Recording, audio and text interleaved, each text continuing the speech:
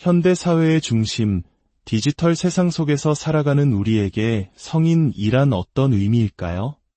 아마도 아주 오래전 낡은 그림이나 조각상 속에서나 만날 수 있는 멀게만 느껴지는 존재일지도 모릅니다.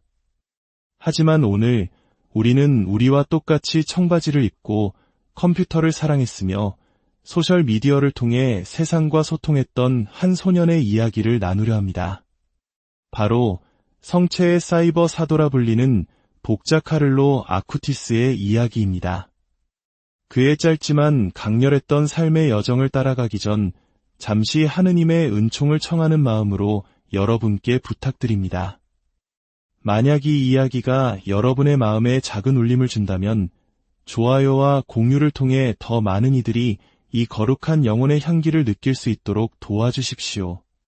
여러분의 구독은 저희가 이처럼 귀한 신앙의 이야기를 널리 전하는 데 큰 힘이 됩니다. 주님의 평화가 여러분과 여러분의 가정에 늘 함께하기를 기도합니다. 카를로 아쿠티스는 1991년 5월 3일 영국 런던에서 태어났습니다. 그의 부모님 안드레아 아쿠티스와 안토니아 살자노는 이탈리아 롬바르디아 출신으로 당시 사업상의 이유로 런던에 머물고 있었습니다. 어머니 안토니아는 훗날 이렇게 고백했습니다. 자신과 남편은 그저 세례만 받았을 뿐 신앙생활과는 거리가 먼 사람들이었다고요. 그들의 삶에서 미사란 평생단 3번, 즉 유아세례, 첫영성체, 그리고 결혼식이 전부였습니다. 하지만 이 평범하고 세속적인 가정에 놀라운 신앙의 씨앗이 뿌려졌습니다. 그것은 바로 폴란드 출신의 젊은 가톨릭 신자였던 보모 베아타를 통해서였습니다.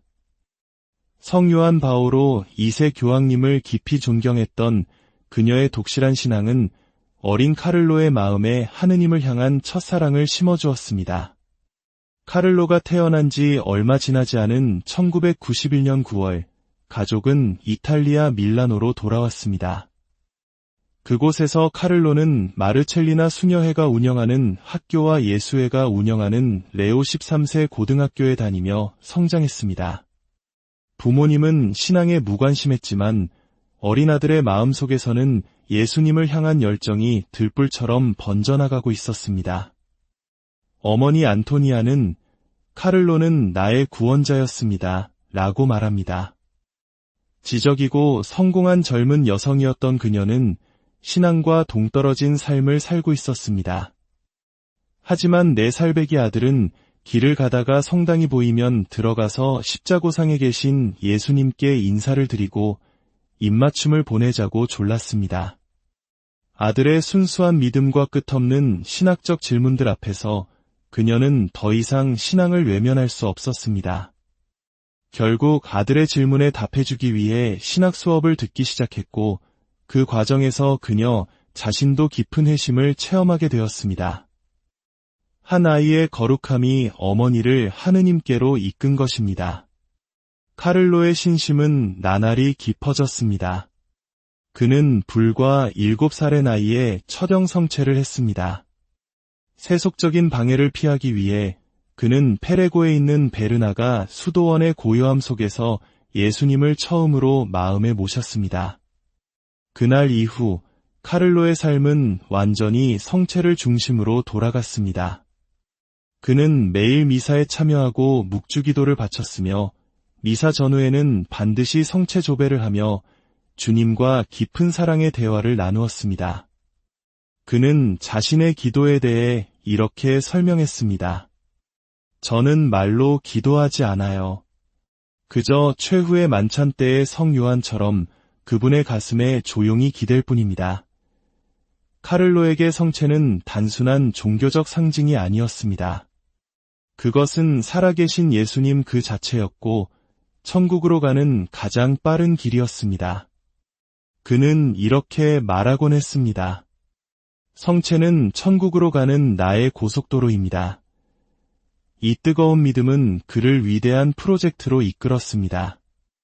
이탈리아 최대의 가톨릭 청년 문화 행사인 리미니 미팅에 참석한 카를로는 전 세계에서 일어났던 성체 기적들을 사람들에게 알려야겠다는 열망에 사로잡혔습니다. 당시 그의 나이는 고작 11살이었습니다.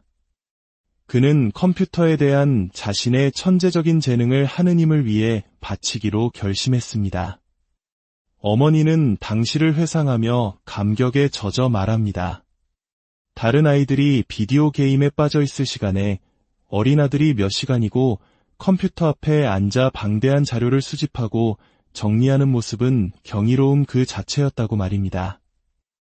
카를로는 20개국에서 일어난 160가지의 성체 기적 사례를 담은 웹사이트와 전시물을 만들기 위해 컴퓨터 세대가 닳아 없어질 정도로 열정을 쏟았습니다. 그는 부모님을 설득해 이탈리아 전역과 유럽 일부를 여행하며 직접 사진 자료를 모으기도 했습니다. 그의 목표는 단 하나였습니다. 모든 사람이 하느님을 사랑하고 성체가 이 세상에서 가장 놀라운 것임을 깨닫게 하는 것. 그렇게 탄생한 성체 기적 전시회는 오늘날 전 세계 1만 개가 넘는 본당을 순회하며 수많은 영혼에게 감동과 믿음을 선사하고 있습니다. 카를로는 컴퓨터 프로그래밍, 영상 편집, 웹사이트 제작 등 IT 분야에서 놀라운 재능을 보였습니다. 컴퓨터 공학을 전공한 어른들조차 그를 천재라고 불렀습니다. 하지만 그는 그 재능을 자신의 명예가 아닌 복음 전파와 가난한 이들을 위한 봉사에 사용했습니다. 물론 카를로 역시 우리와 똑같은 평범한 소년이었습니다. 그에게도 극복해야 할 약점들이 있었습니다. 어머니는 웃으며 회상합니다. 카를로가 누텔라와 아이스크림을 너무 좋아해서 식탐이 좀 있었다고요. 한때는 너무 많이 먹어서 살이 찌기도 했지만 그는 절제라는 덕을 배우기 위해 스스로 노력했습니다. 또한 천성적으로 장난기가 많아 수업 시간에 친구들과 선생님을 웃기고 했지만 그것이 다른 사람에게 방해가 된다는 것을 깨닫고는 그 습관을 고치려 애썼습니다. 그는 이렇게 말했습니다. 자신의 정념을 이기지 못한다면 수천 번의 전투에서 승리한들 무슨 소용이 있겠어요? 진정한 싸움은 바로 우리 자신 안에서 일어나는 것입니다.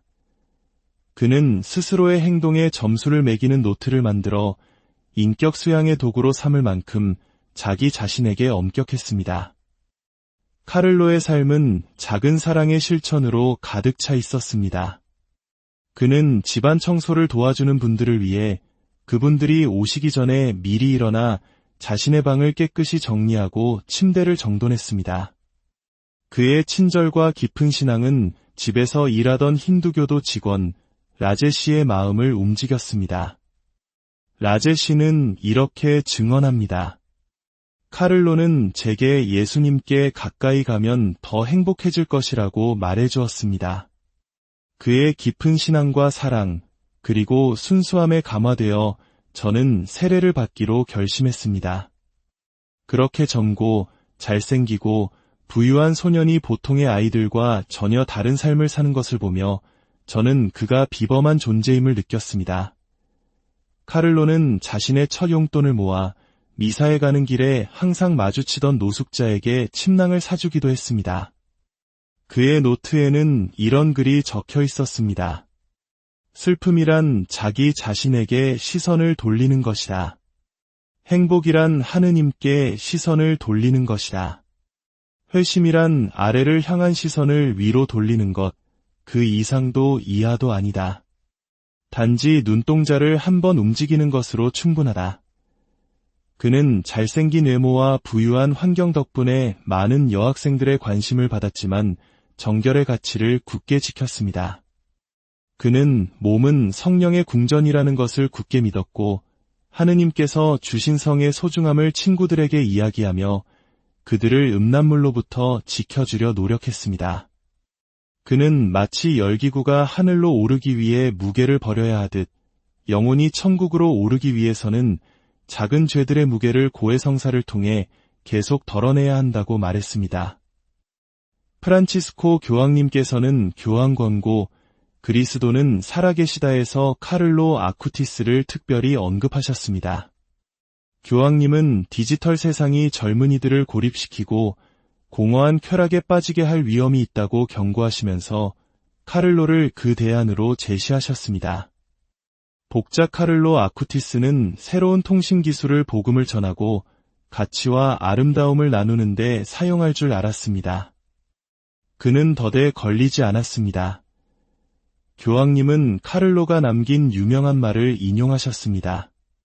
모두가 원본으로 태어나지만 많은 이들이 복사본으로 죽는다. 카를로는 우리 모두가 하느님께서 주신 고유한 성소를 따라 살아가야 함을 일깨워 주었습니다. 2006년 여름 15살의 카를로는 평범한 감기처럼 보이는 증상으로 몸이 좋지 않았습니다. 하지만 병세는 급격히 악화되었습니다. 병원에 들어서며 그는 어머니에게 예언처럼 말했습니다. 엄마, 전 여기서 나가지 못할 거예요. 그는 가장 치명적인 형태의 백혈병인 M3 급성 전골수성 백혈병 진단을 받았습니다. 극심한 고통 속에서도 그는 자신의 모든 고통을 교황님과 교회를 위해 그리고 연옥을 거치지 않고 바로 천국으로 가기 위해 주님께 봉헌한다고 말했습니다. 그는 병자성사를 청했고 2006년 10월 12일 하늘의 부르심을 받았습니다. 그의 장례식은 발 디딜 틈이 없었습니다. 그곳에는 가족들이 평생 본 적 없는 수많은 가난한 이민자들과 노숙자들이 와서 눈물을 흘렸습니다. 그때서야 가족들은 아들이 남몰래 얼마나 많은 이웃에게 사랑을 베풀었는지를 깨달았습니다. 어머니 안토니아는 고백합니다. 수많은 사람들이 제게 아들의 삶을 증언해 주었고 저는 오히려 그들에게서 위로를 받았습니다. 카를로가 세상을 떠난 지 며칠 후 어머니는 아들의 목소리를 듣는 듯한 느낌에 잠에서 깨어 아들의 방으로 달려갔습니다. 그리고 아들의 컴퓨터를 켰을 때 놀라운 영상을 발견했습니다.